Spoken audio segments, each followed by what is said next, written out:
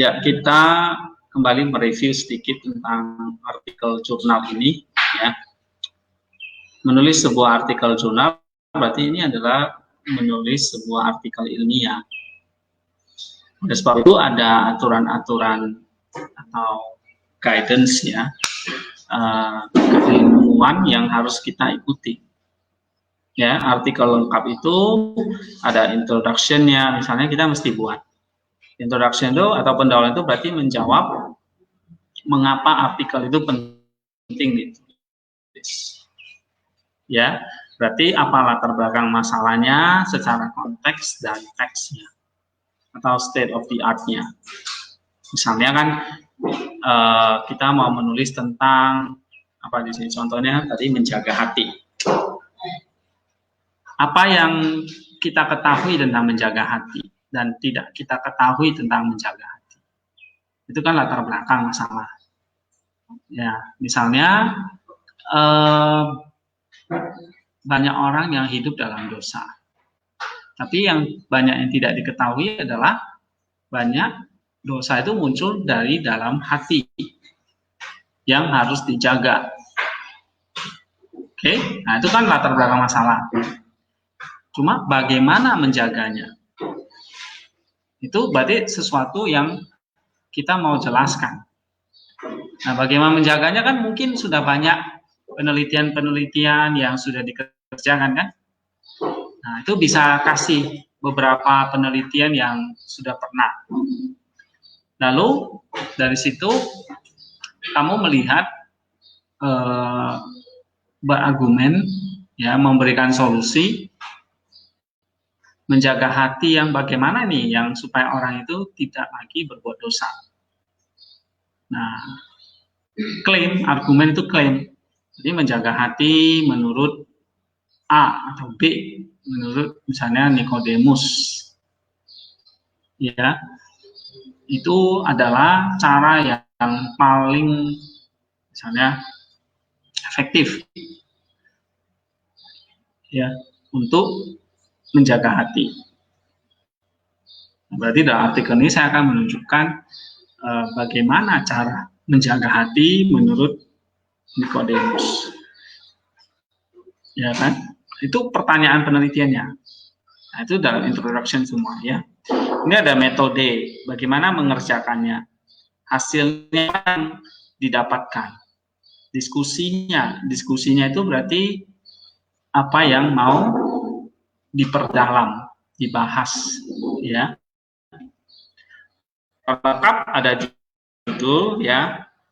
Ada kamu afiliasi dari lembaga mana, abstrak, kata kunci, pendahuluan tadi sudah ya, bahan dan metode penulisan. Nah, kita mau fokus hasil dan pembahasan. Hasil itu berarti hasil penelitian kayak tadi, bagaimana menjaga hati. Hasilnya ada 3 ini, ada 3 cara. 1, 2, 3, itu hasil namanya. Hasil itu perlu dibahas, ya, perlu interaksi dengan atau perlu diperdalam dengan penelitian-penelitian lain. Itu namanya pembahasan. Ya, jadi pembahasan adalah memuat tafsiran atas hasil penelitian. Hasilnya kan ada 3 tadi. Nah, kamu buat pembahasan, buat tafsiran dari apa yang kamu baca, dari buku-buku, dari jurnal, itu namanya pembahasan. Ya, baru kesimpulan dan ucapan terima kasih. Oke, sekarang kita perdalam ini ya, hasil dan pembahasan ya. Nah, menulis pembahasan, fungsi dari sebuah pembahasan adalah untuk mengambil temuan utama dari penelitian dan untuk mendiskusikan bagaimana pengetahuan yang dihasilkan. Jadi di dalam pembahasan itu adalah diskusi. Pertama, apa temuan atau hasil yang diperoleh. Lalu hubungkan itu dengan pustaka-pustaka, buku-buku. Ya. Artikel, koran, majalah, jurnal, hubungkan. Oke? Lalu memuncak dengan menyebutkan implikasi dan hasilnya. Artinya ada kesimpulannya atau poin-poin yang kamu tekankan, dapatkan dari pembahasan itu. Nah, menulis pembahasan, dalam bagian pembahasan tidak boleh menyertakan informasi berikut. Hasil atau data baru yang tidak disajikan sebelumnya dalam naskah artikel ilmiah, jadi nggak bisa ambil kata orang yang tidak ada jelasnya. Oke, jadi misalnya nanti Elizabeth nulis, tapi menurut Marson, padahal Marson nggak pernah menulis artikel ilmiah misalnya, itu nggak boleh masuk. Ya, informasi yang tidak beralasan, ngarang sendiri, itu nggak boleh ya. Kesimpulan tidak didukung oleh data. Kesimpulan kan bagian 3 ini kan. Jadi ada temuan, ada pembahasan, didukung oleh data. Misalnya nih kita mau menulis hasil, contohnya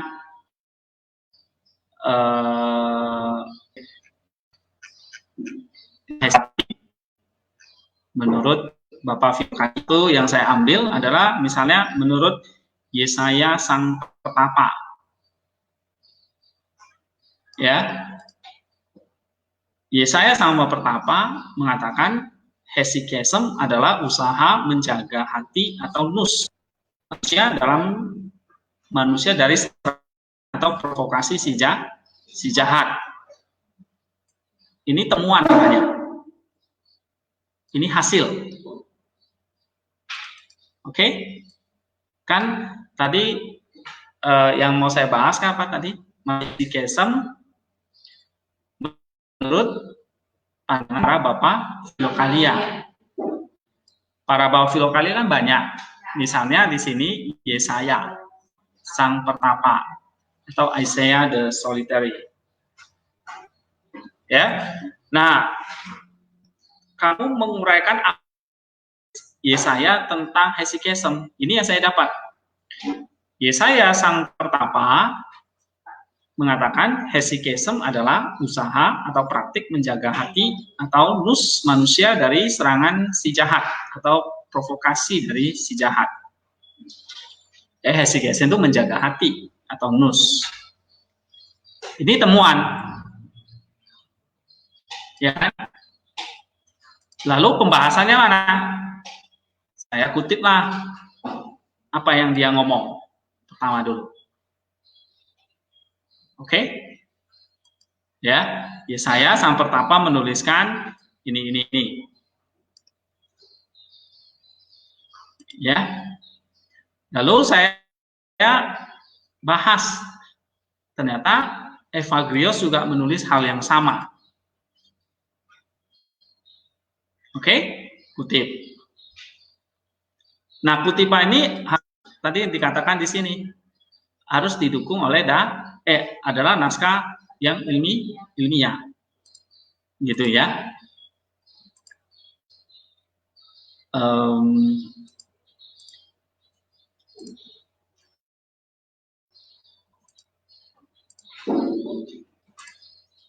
Oke.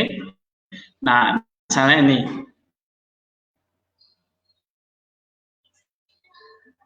Temuannya adalah yang saya temukan kan. Hesychia itu menjaga hati atau nus. Tapi kan nggak boleh langsung pindah ke yang kedua sebelum dibahas. Mesti dibahas. Bahasnya tadi gimana?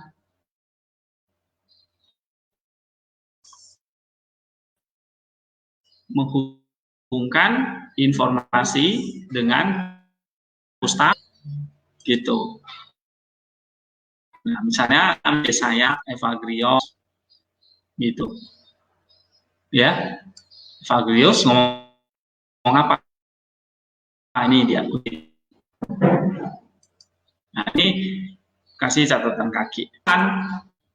Atau kasih tafsir. Ya, ini namanya pembahasan. Tadi pembahasan itu apa? Pembahasan itu apa? Tafsiran atas temuan. Temuannya kan jelas, hesychasm itu Ini kan hasil ya. Hesychasm itu adalah menjaga hati. Kamu perlu menafsirkan hasil tadi. Menafsirkan apa itu hesychasm menjaga hati itu. Di sini hesychasm cara menjaga nus dan kita dari distraksi atau serangan iblis dalam bentuk godaan yang akhirnya menimbulkan logismoi. Nah, logismoi ini benih dari nafsu atau passions. Dan nafsu merupakan benih dari dosa, dan dosa itu sendiri merupakan benih dari kematian atau maut. Nah, ini misalnya kesimpulannya. Nah, lihat ya. Lalu ada dalam pembahasan itu cara nulisnya adalah nyatakan apa yang ditemukan, temuan spesifiknya, ya. Hubungkan itu dengan pustaka, memuncak dengan menyebutkan kesimpulannya. Oke? Nah, waktu menulis itu data-data itu harus yang ilmiah, tidak boleh dikarang atau tidak didukung oleh data yang tidak akurat. Ya. Nah, ini contohnya. Nah, baru poin kedua, temuan kedua, Pak. Hesychasm adalah cara menyatukan nus dan tubuh sehingga mampu menyeberangi lautan spiritual yang penuh gelombang godaan dengan menghasilkan 4 kebajikan atau virtues yang semestinya dimiliki dan dilakukan, yaitu tahan menderita, kerendahan hati, berjaga-jaga, dan penguasaan diri. Ini hasil namanya. Ya, hasil temuan. Nah, pembahasannya misalnya ambil dari Mark the Ascetic. Ini interaksi. Ya. Mark the Ascetic itu menuliskan bla bla bla bla gini. Oke. Nah, nepsis atau keberjangan batin kaitannya dengan keheningan. Tadi kan yang pertama ini tentang hesychasm itu berarti menghasilkan 4 kebajikan ya. Nah, lalu ini dibahas di sini. Ya. Contoh lain misalnya ini. Temuan lain, keheningan hati dicapai dengan Jesus Prayer tanpa henti. Ternyata keheningan hati menurut para bapak filokalia dicapai dengan doa puja Yesus. Oke? Nah, terus dihubungkan dengan data-data. Kata siapa? Ini menurut doa puja Yesus. Hesychios misalnya, ini dia. Ya, ada data-data Alkitabnya juga ini. Oke? Nah, temuan lain, kehendak hati adalah ibu dari segala yang harus dijaga di dalam hati. Oke, interaksi misalnya dengan hesychios. Ya. Nah, baru apa hasilnya? Apa kesimpulannya? Hesychia menjadi seperti cermin untuk melihat baik dan jahat di dalam hati percaya. Lagi, temuan lain, keheningan adalah kebajikan dan keperjagaan batin untuk menangkal segala pikiran jahat muncul dari dalam hati, dan dengan demikian kita selalu ada di dalam Allah. Hesychios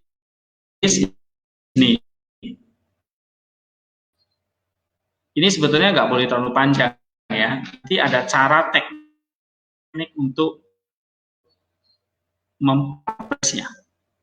Oke? Hasil kita tulis berdasarkan dengan argumen dari Bapak Ibu misalkan atau hasil rumah itu atas dasar pengetahuan tulis. Hasilnya adalah kan tergantung pertanyaannya. Kalau hasilnya ini kan kita mau mencari apa sih Hesychia menurut Bapak Filokalia. Berarti ya Hesychia menurut Bapak Filokalia, bukan gitu. Misalnya ini ya, tadi contohnya Hesychia menurut Yesaya sang pertapa adalah ini. Ya, menjaga hati atau nus dari serangan provokasi si jahat.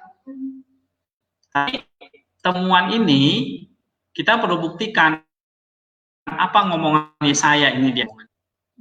Kita nggak karang gitu. Lalu interaksi dengan pustaka, misalnya dengan Evagrios. Ya, Evagrios ngomong yang sama nggak? Lalu setelah itu kamu tafsirkan, ambil kesimpulanmu. Ini pembahasan namanya. Pembahasan itu kan ini temuan, lalu kamu hubungkan dengan pustaka tadi, misalnya dengan Evagrios kan, lalu kamu memuncak dengan menyebutkan implikasi dan ilmiah dari hasil penelitian. Nah ini dia. Jadi ada temuan, ini ada temuan atau hasil, dan ada pembahasan. Pembahasannya tadi dari pustaka tadi, misalnya Yesaya, Evagrios, ya. Lalu ada komentarmu atau tafsiran tentang hasil itu. Ya sederhananya ada temuan dari apa yang kamu baca, kamu tuliskan. Oh, menurut Bapak Filokalia itu Hesychia adalah ini. Siapa yang ngomong? Yesaya, Evagrios. Cantumkan di situ. Oke, lalu kamu beri kesimpulan lah atau tafsiranmu. Oh, Hesychia ini ternyata cara menjaga hati dari serangan godaan iblis. Kasih komentar gitu. Dah selesai satu paragraf. Ya. Nah, baru nanti temuan apa lagi? Nih, misalnya yang kedua. Sama lagi, kasih bukti-buktinya. Setelah kamu kasih bukti-buktinya, kamu tutup dengan kesimpulan. Ya, jadi nulis itu sebenarnya nggak sulit. Apa temuannya, kasih buktinya, kamu kasih komentar atau kesimpulan dari temuan tersebut. Kan dalam kehidupan sehari kan juga begitu kan? Ya kan? Kan waktu kamu melihat, mengamati sesuatu, oh ternyata dia itu begini. Itu temuan kan yang kamu amati kan? Oke, kamu tulis. Misalnya kamu ngamati siapa? Marlon. Oh Marlon orangnya tuh gini ya kalau belajar dia modelnya. Harus sendiri, nggak bisa rame-rame. Itu temuan ya. Beda misalnya dengan Citra, justru harus rame-rame belajar dia. Sendiri dia tidur malah.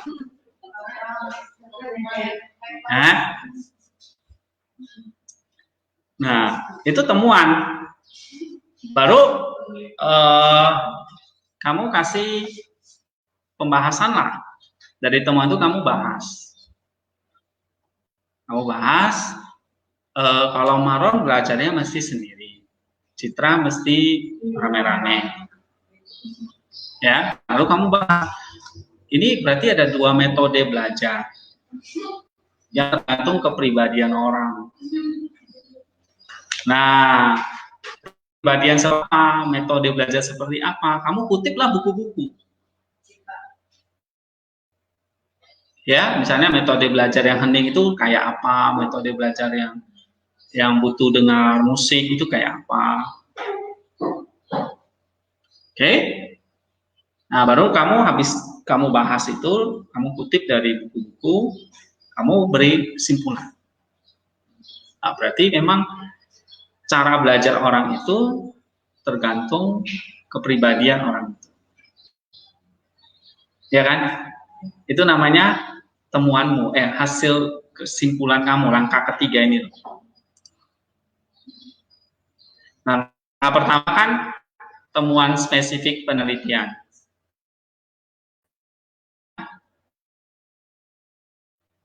Misalnya tadi, kamu baca buku, ya, kayak saya baca buku, ini, saya baca buku dulu.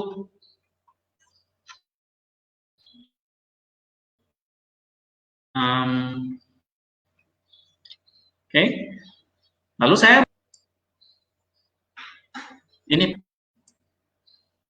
oke. Ini kan nggak tiba-tiba ngarang ini. Ya, saya bisa nulis ini karena apa? Ini adalah hasil. Nah, kalau ada hasil berarti kan ada proses dulu. Maksudnya, berarti kamu udah baca.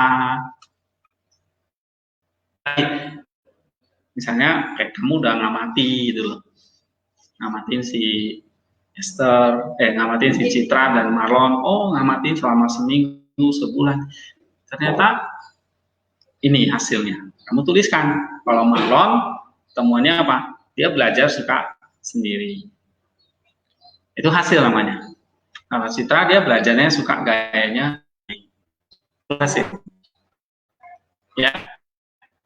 Di hasil itu kamu perlu jelaskan. Metode belajar yang sendiri itu kayak apa? Metode belajar suka rame-rame itu kayak apa? Kutiplah buku-buku. Dari situ kutip buku-buku ini dalam lakukan. Nah, dari situ kamu memberi kesimpulan. Ternyata metode belajar itu tergantung karakter orang itu. Misalnya begitu loh. Ngerti nggak? Ya. Nah, kayak ini contohnya. Jadi ada hasil itu berarti kamu udah proses baca, ya. Kamu tuliskan ini hasilnya. Tapi saya nggak ngomong ini hasil, ini pembahasan enggak. Saja juga pembahasan. Banyak orang bikin ini hasil pembahasannya nggak tahu kemana. Nah, itu salah. Ya, harus fokus.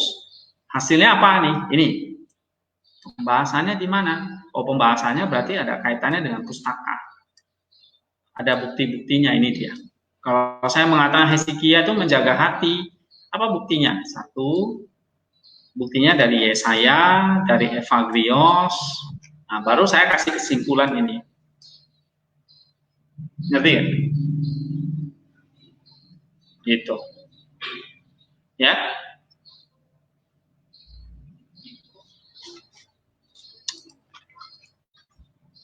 Nah, kalau menurut panduan ini, misalnya kita bisa bikin juga tekniknya tuh gini. Paragraf 1, berikan perspektif gambaran besar. Oke. Paragraf 2, memberikan analisis kritis terhadap temuan utama. Ya, ini kayak kutipan buku-bukunya. Paragraf 3, mendiskusikan temuan tambahan dan mencocokkan dengan pustaka yang ada. Ya, ini juga bisa gitu modelnya. Paragraf 4, mendiskusikan keterbatasan potensial dalam desain penelitian. Paragraf 5, future works-nya apa? Baru paragraf 6, kesimpulannya. Nah, kalau model ini adalah bisa juga seperti itu, ya. Jadi ditulis dulu paragraf-paragrafnya, masalahnya, gambaran besarnya dan sebagainya, ini boleh dipakai. Tapi ini satu paragraf di dalamnya sudah ada hasil dan pembahasan. Nanti paragraf lain sama hasil dan pembahasan. Jadi per paragraf aja. Contoh lain misalnya artikel ini ya. Nih, ini kan ada hasil dan pembahasan ya. Subjudulnya konsep kehadiran Tuhan di dalam PL. Oke. Teofani adalah satu bentuk kehadiran Tuhan di dalam Alkitab. Ya, ini temuan dia. Ya. Nah, lalu dia bahaslah menurut Peter, terus apa lagi? Menurut Poitres. Ini namanya pembahasan. Nah, terus ada lagi tiang awan dan tiang api. Nah, temuannya apa ini? Ini. Terus pembahasannya apa? Nih, pembahasannya beberapa paragraf. Lalu apa lagi temuannya? Kehadiran ininya, Shekinah Glory. Nih. Ya. Terus kehadiran yang menjadi daging. Ini kehadiran Tuhan yang berinkarnasi. Oke. Nah, ya. Kalau dia ini, kesimpulannya dia berikan di paragraf khusus. Boleh seperti itu. Ya, atau kalau saya ada hasil, ada pembahasan, langsung saya beri kesimpulan. Lalu ada hasil pembahasan kesimpulan, hasil pembahasan kesimpulan, gitu. Tapi ada yang di belakang kesimpulannya seperti ini. Nah, kesimpulannya dia taruh di belakang. Boleh. Ya. Itu hanya masalah teknis penulisan, tapi intinya di dalam hasil dan pembahasan itu 3 langkah ini. Apa temuannya? Hubungkan dengan pustaka, buatlah kesimpulannya. Itu yang penting yang saya mau bahas hari ini. Ya. Nah, ini contohnya misalnya. Contoh yang tadi kita bahas tentang Hezekiah atau Hezekiah. Ya. Contoh lain misalnya, coba kita lihat ya. Kalian baca aja jurnal-jurnal, ya. Baca jurnal-jurnal itu.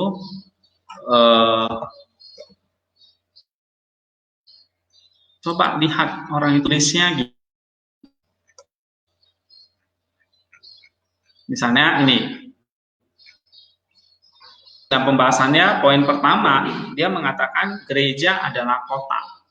Gereja sebagai kota. Gereja sebagai kota.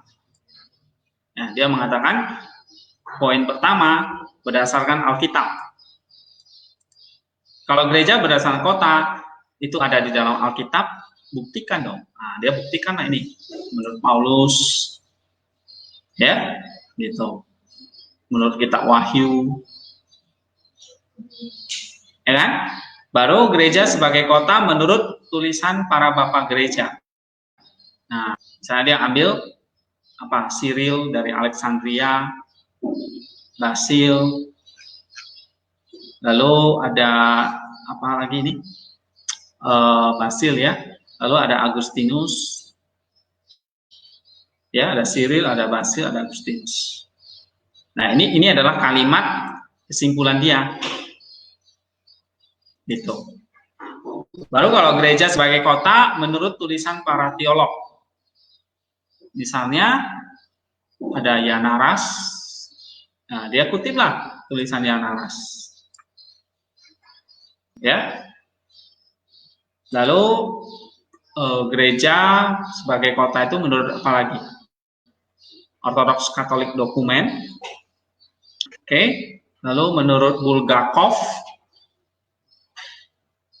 Oke. Nah, ini dibuktikan. Itu cara nulis hasil dan pembahasannya. Hasilnya apa? Hasilnya udah jelas. Hasilnya adalah gereja sebagai kota. Tapi ini perlu dibahas. Menurut apa? Menurut kitab suci, menurut Bapak Gereja, menurut para teolog. Nah, ini pembahasan namanya. Waktu pembahasan, ada data-data Alkitab, data-data buku. Lalu ada kesimpulan yang kamu buat. Gitu. Ya, nah dia bagi subjudul lagi kan. Menurut teolog, menurut Bapak Gereja, menurut Alkitab, nah dibagi 3 subjudul. Nah, temuan kedua Pak, temuan kedua, gereja yang bersatu adalah kesatuan politik. Karena gereja itu kota, berarti ada hukumnya, ada politiknya yang mengatur. Ini temuan kedua. Ini 2, ini berarti temuan kedua. Pembahasannya ini dia bagi lagi. Konsili, konstitusi, dan konkord. Lalu citizenship, kewarganegaraan. Lalu social control. Nah, ini pembahasan yang kedua. Ini temuan yang ketiga ya, possible consent. Temuan yang kedua ini, temuan yang ketiga bagi subjudul lagi. 2.2 dan 2.1.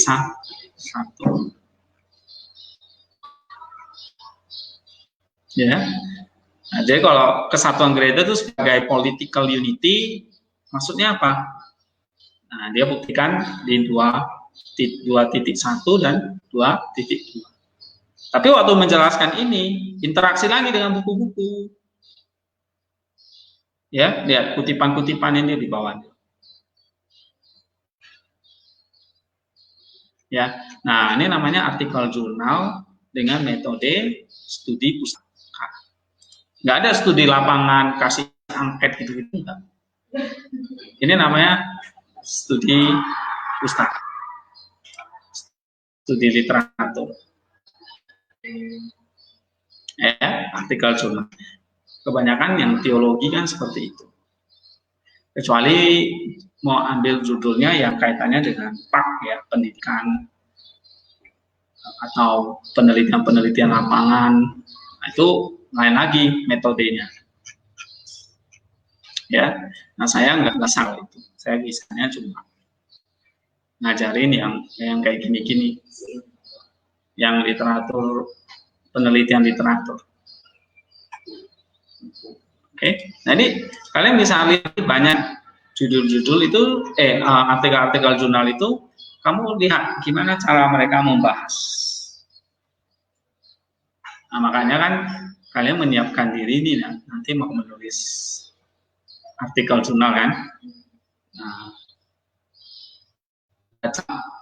bacalah contoh-contoh jurnal artikel. Ya, nulisnya bagaimana. Oke, nah nanti dari situ ada ide, sudah ada ide, ada topik, nah, cari bahan-bahannya. Ya. Nah, misalnya kalau kayak saya ini bahan-bahannya sudah lengkap ini. Ibarat ini mau masak, bahan-bahan jangan kayak kalian mau masak ini nggak ada, itu nggak ada. Habis itu bingung sendiri kan. Gitu. Ya. Nah, ini bahannya saya udah ketemu nih, ini semua kutipannya. Nih, tinggal dimasak aja nih. Ya, nih. Nah, ini kutipan-kutipannya nih. Di dalam Filokalia, Hesychasm. Nih. Oke. Nah, ini tinggal dibahas. Baru nanti terakhir buat kesimpulan, buat pustaka. Tapi bahan-bahannya sudah ada ini.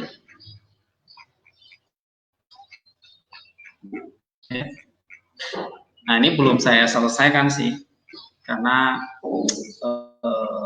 pertama juga masih bukan males apa ya. Ini sebenarnya artikel udah lama, nggak selesai. Ya. Kadang-kadang kita ngerjain sesuatu tuh, aduh ini udah bosan, pindah yang lain ya. Nah, kalau bisa tekun sampai selesai. Ya. Nah, ini sengaja saya nggak selesaikan berproses supaya saya bisa memberikan contoh cara nulisnya itu gimana. Kalau yang sudah selesai mah banyak, tinggal kalian download di internet, banyak sekali artikel jurnal. Ini kan udah banyak ini. Ya, kalau ini semua artikel jurnal udah selesai nih. Ya. Tapi ini yang masih berproses. Nah, ini yang saya mau tunjukkan gimana cara kita menulis artikel jurnal, misalnya hasil. Ya. Tolong bikin pendahuluan, metode, dan hasil dan pembahasan. Hasilnya ada berapa poin. Nah, itu nanti dikirim lewat Classroom ya, yang artikel jurnal, supaya saya bisa approve, terus kalian bisa lanjut. Ya. Nah, tolong pendahuluannya dibuat, lalu metodenya, lalu hasil dan pembahasannya. Hasil dan pembahasannya berapa poin. Kalau kalian bisa susun kayak ini tuh malah bagus ini. Ada daftar isinya seperti ini. Ya, ini loh. Ini kan hasilnya nih. The Church Police, Church Unity as Political Unity. Atau subpoinnya ini. Ini hasil dan pembahasannya. Ada 3 poin. 1, 2, 3. Ya, ini kesimpulan. Kesimpulan nggak usah dulu. Tapi yang penting dahulu. Sebelum isi metode, terus isi. Isinya 2 poin ini ya, intinya. Police, Unity, Ethical, Unity. Nah, lalu subpoin. Nah, kalian juga begitu. Ya, kasih sub-poin aja, poin dan sub-poinnya aja di hasil dan pembahasannya. Baru nanti tinggal kalian kembangin aja. Ya. Yang saya mau ini ya, temuannya apa dulu hasilnya. Berapa poin? Misalnya 5, 1, 2, 3, 4, 5 atau 3. Ya. Lalu dari temuan itu sub-poinnya apa saja. Nah, nanti setiap subpoin perlu dihubungkan dengan pustaka. Tapi itu nanti. Yang penting garis besarnya dulu. Atau outline-nya dulu. Ya, itu harus di email atau jangan di email, di Google Classroom aja. Itu dikumpulin di bagian mana itu ya? Jurnal ya. Tugas ke berapa itu? Tugas ke 2 atau 3 ya?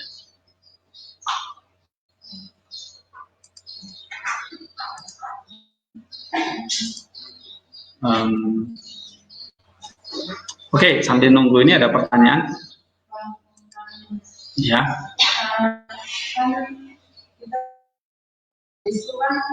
Kalau sering hasil dan pembahasan, misalnya artikel yang habis dia itu pertamanya dari pembahasan itu dia buat diagram, tapi volumenya dari sini juga exegesis, tapi hasil dan pembahasannya itu dia langsung jelaskan dan nggak pakai diagram.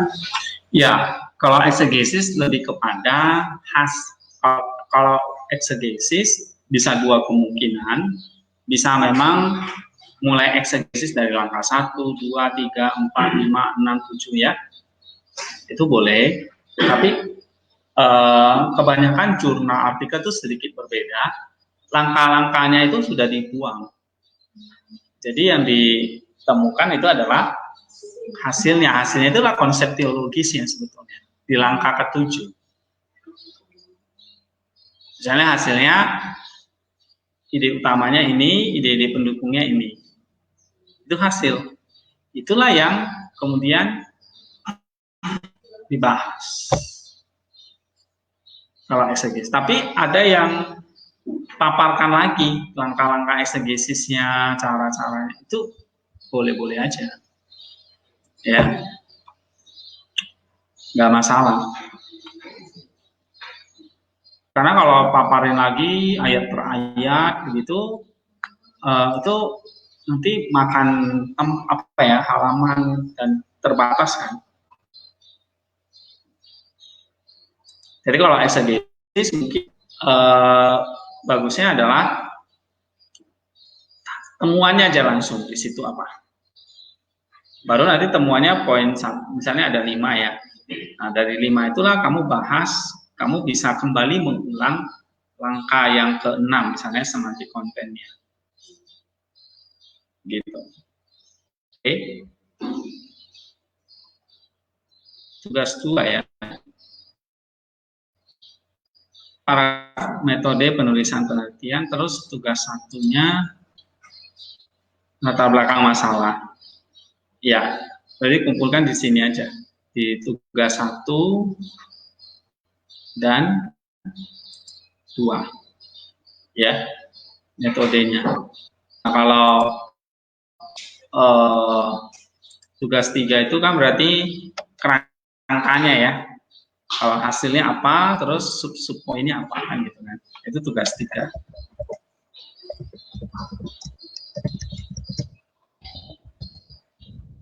Ini ya, tuliskan apa? Hasil dan garis besar aja ya, garis besar hasil penelitian. Hasilnya aja, sub poinnya aja. Pembahasannya ya itulah yang lama kan. Ya toh? Baca buku, cari buku lagi ya gitu kan. Oke. Nah, tapi garis besarnya ya perlu ya.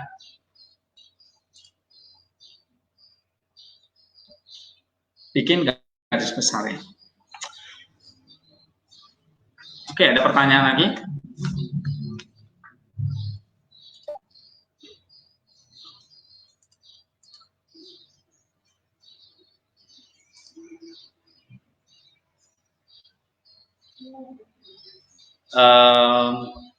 Saya kira ini dulu ya, hasil dan pembahasan garis besarnya dulu. Minggu depan baru kita akan bahas cara ini ya, saya udah kasih belum bahannya.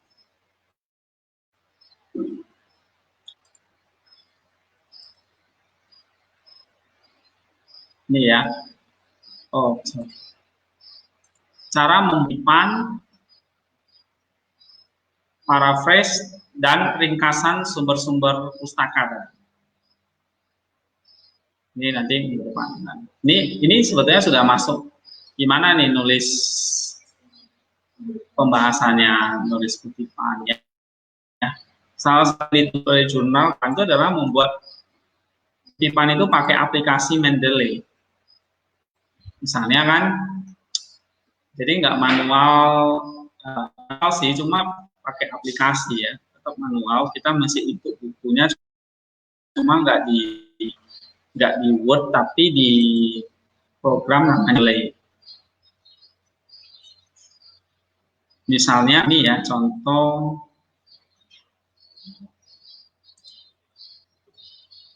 Ini kok nah, ini ya. Nah, ini harus Open Mendeley. Ada yang pernah pakai nggak ini Mendeley di sini? Jadi harus belajar, cari aja di YouTube bagaimana menggunakan Mendeley. Bukan kedelai ya. Ini aplikasi Mendeley Desktop. Nah, ini sudah ada buku-buku yang kita pakai. Waktu mengerjakan jurnal, ini sudah ada buku-bukunya nih. Saya kutip buku apa, langsung masukkan di dokumen di sini. Misalnya ya, saya kan kutip buku ini, buku Anthony Coniaris. Ya, saya kutip, tapi bukunya, referensinya saya masukkan di sini. Nih, judul bukunya ini, pengarangnya ini, tahun terbit, nggak usah karena ini buku ya, penerbitnya, lalu kota terbit, edisinya kalau nggak ada nggak usah, gitu. Nah, diisi,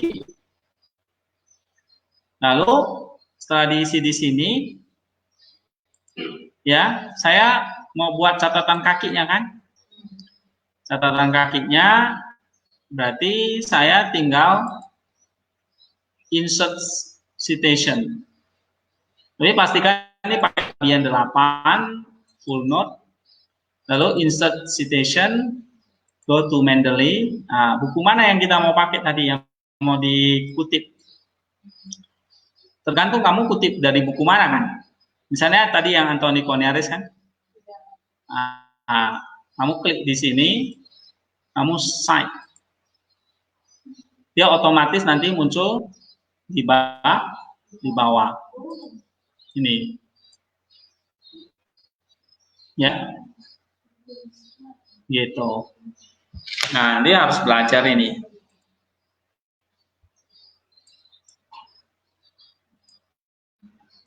harus belajar Mendeley, bukan kedelai.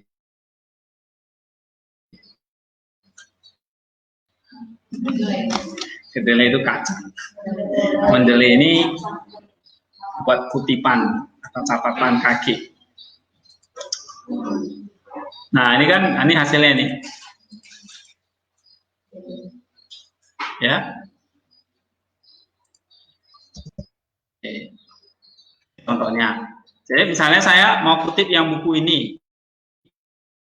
Ini kan dari saya kan bukunya apa itu lagi? Bukunya mana? Oh, ini. Tinggal cite.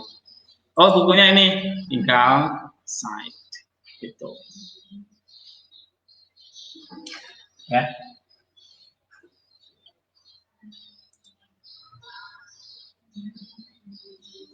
Tadi kan contohnya ini Anthony Coniaris. Oh, bukunya itu dia. Tapi kita memang harus input manual. Nih, input dulu nama, kalau dia buku, judul bukunya apa, ketik.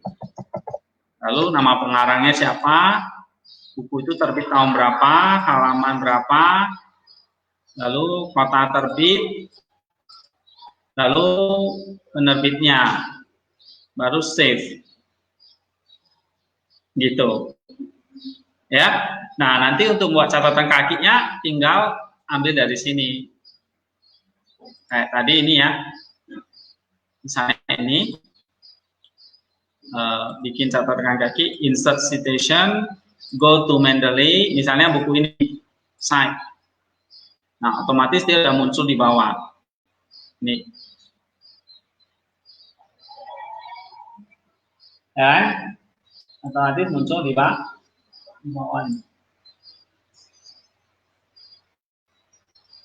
Jadi kita nggak ketik lagi kayak dulu ketik-ketik ini ya. Kita tinggal masukin bukunya di Mendeley, lalu nanti kita tinggal ambil dari Mendeley, nanti Mendeley yang atur sendiri formatnya.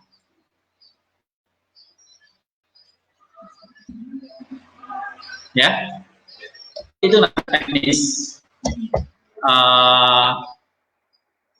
Itu minggu depan kita pelajari. Oke.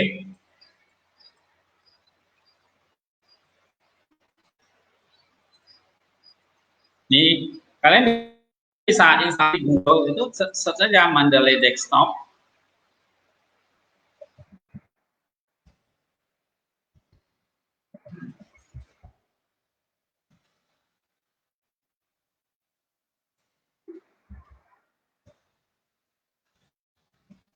Oke. Ini. Nah, lalu download, terus install di komputer kalian. Ini ya, tinggal download. Lalu setelah install, kalian ke reference, ya, atau di sini deh.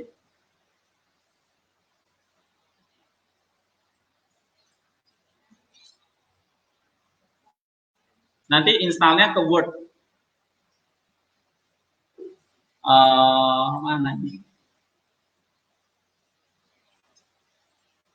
Bentar ya, ini mana?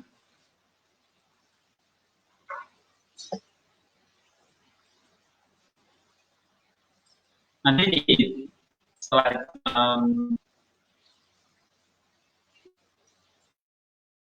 ini ya. Nanti waktu kalian install, ada tools ya. Setelah install itu kan ada tools. Nah, kamu installnya ke MS Word plugin. Ada tools, terus install MS Word plugin. Nanti setelah install ini akan muncul di Word kita reference, nanti ada nih Mendeley. Ini. Nah, kamu bisa open Mendeley, lalu nanti kamu mulai input buku-buku apa yang kamu pakai. Add entry manually bisa. Atau kamu bisa entry secara langsung, add file. Misalnya buku apa. Tapi kadang-kadang dia nggak benar, harus kita input manual gitu. Contohnya buku apa ya?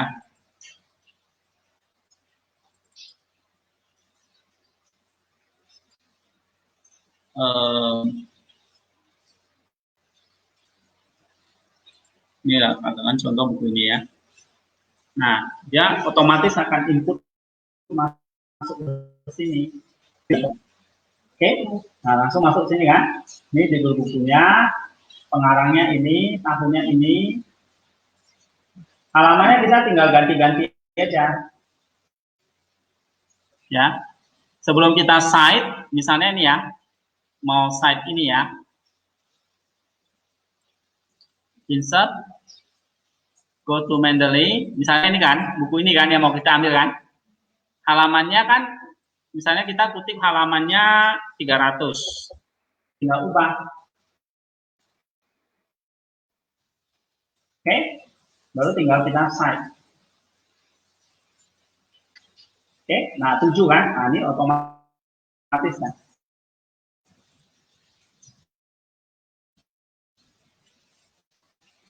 Nggak muncul ya, tambah ini. Halamannya nggak muncul ya. Nah ini, Elizabeth ini nama pengarangnya, Bradley Hall ini judul bukunya, Past Political Theology ini nama jurnalnya, Form 7 2006.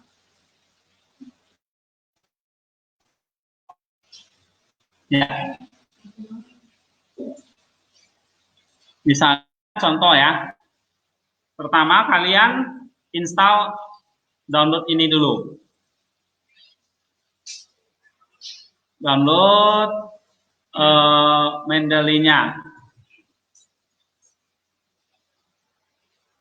Mendeley Desktop. Ini sebetulnya waktu kalian bikin paper, nggak harus jurnal juga udah mulai bisa dipraktikkan. Ya. Ini buat catatan kaki, buat daftar pustaka, ini semua bisa. Setelah download, ini kan ada ya, download Mendeley Desktop. Udah download, install aja di komputer kalian atau di laptopnya. Hasilnya nanti seperti ini.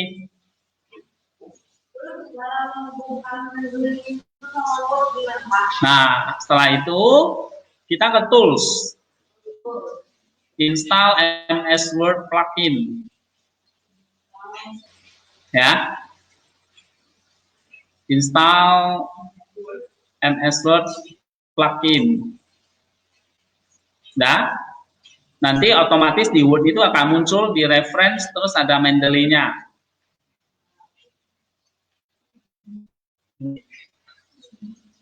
Oke. Nah, lalu kan kalian mau nulis nih, ada buku-buku yang kalian kutip kan?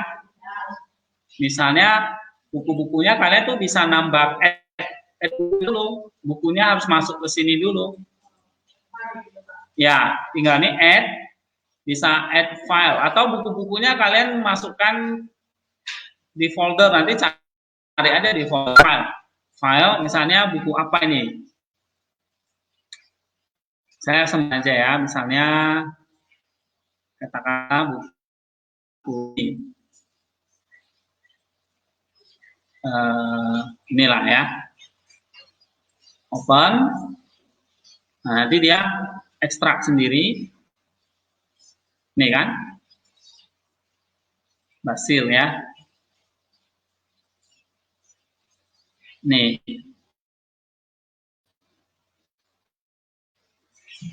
Ya. Tapi karena nih kayak year-nya nggak ada, city-nya nggak ada, artinya kita mesti nambah manual lagi. Kadang-kadang begitu dia, ya. Makanya kita add entry manually. Itu buku ya pilih buku. Kalau itu ensiklopedia pilih ensiklopedia. Kalau itu jurnal pilih artikel jurnal artikel. Kalau itu book section atau komputer program atau film, semua bisa. Ya, biasanya kan buku. Nah, klik buku, klik judulnya apa? Judul buku itu. Penulisnya, tahun terbit, ya. Abstrak nggak usah ya. Lalu kota dan publisher. URL-nya nggak usah, DOI, ISBN-nya nggak perlu. Save, gitu. Ini memang secara manual, jadi agak repot dikit. Kalau yang otomatis ya add file, misalnya kita pilih bukunya, kadang-kadang pas dia benar. Ini misalnya buku Josh Florowski ya. Nah, add, nanti muncul di sini nih.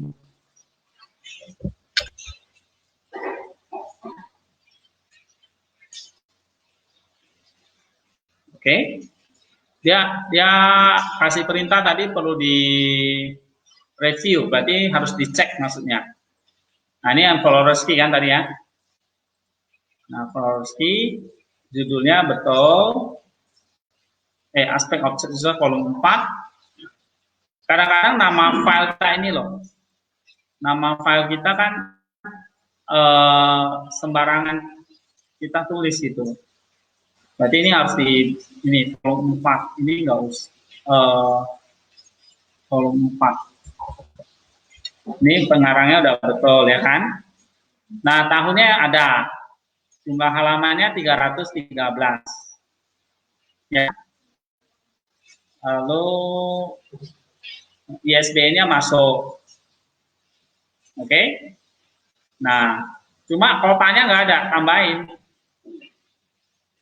Ya, kita perlu review berarti.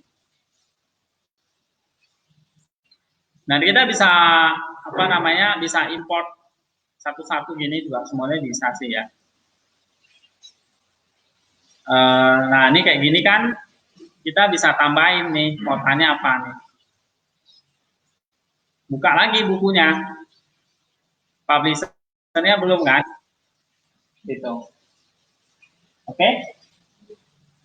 Nah, add file lagi, misalnya buku lain.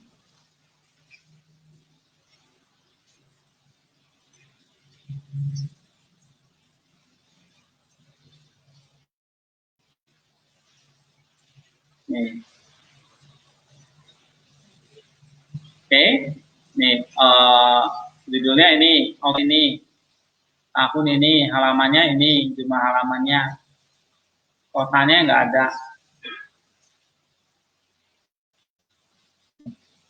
Tinggal add lagi, nanti add folder, kalau ada satu folder itu kalau kalian sudah masukin ya, atau add file per buku, atau add manually, entry manually. Nah, ini bisa. Nah, semua buku-buku yang kalian pakai untuk buat artikel itu masukkan semua di sini.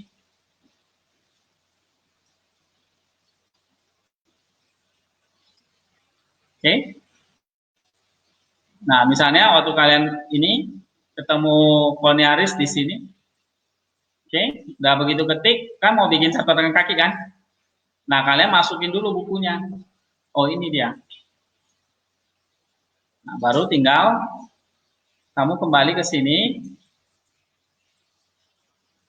Udah, insert citation. Go to Mendeley. Bukunya apa? Oh, ini. Tinggal cite. Nah, nanti dia akan muncul. Kalau dia mengulang lagi apa yang di atas, langsung istilahnya ibit. Maka pastikan ini adalah stylenya Turabian 8. Yang biasa dipakai di Indonesia Turabian ya. Gitu.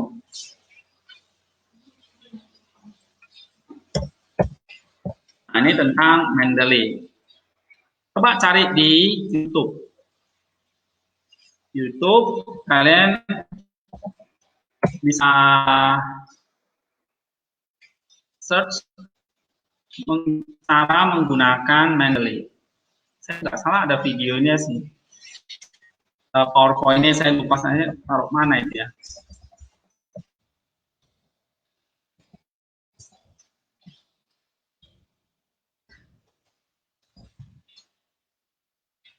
Nih, tutorial cara lengkap dan mudah menggunakan Mendeley. Udah kan?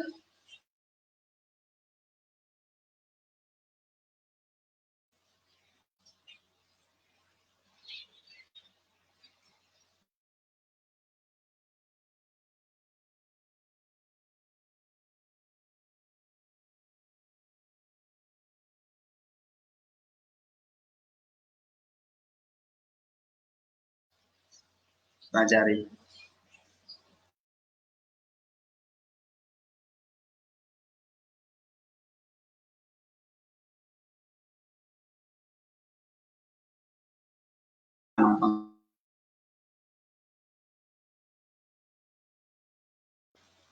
Oke, ada pertanyaan? Kalau enggak kita selesai.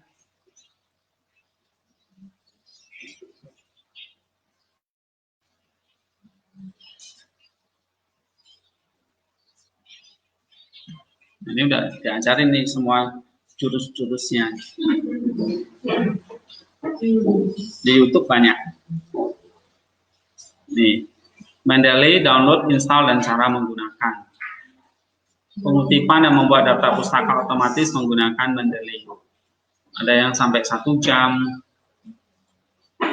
Lengkap banget, ini cuma 22 menit yang praktis.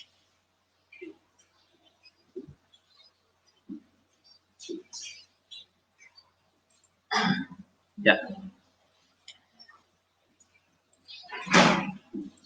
Kalau nggak ada, kita selesai ya.